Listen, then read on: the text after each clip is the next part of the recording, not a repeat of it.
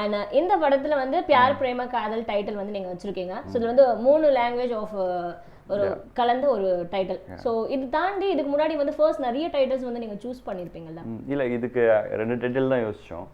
இன்னொரு டைட்டில் இதுக்கு முன்னாடி என்ன யோசிச்சோம், டைட்டானிக்னு யோசிச்சோம். டைட்டானிக். ஆமாம். ஓகே. அப்புறமா செகண்ட் டைம் டைட்டில் யோசிச்சோம். ஸோ டைட்டானிக் ஆல்ரெடி இருக்கு, இது சூஸ் பண்ணோம். ஓகே. அண்ட் வந்து ஒரு மூவி ஸ்டார்ட் பண்றோம்னா அஃப்கோர்ஸ் வந்து ஒரு ஆர்டிஸ்ட் மைண்ட்ல நினைச்சு அந்த ஸ்கிரிப்ட் நீங்க ஸ்டார்ட் பண்ணிருக்கலாம்.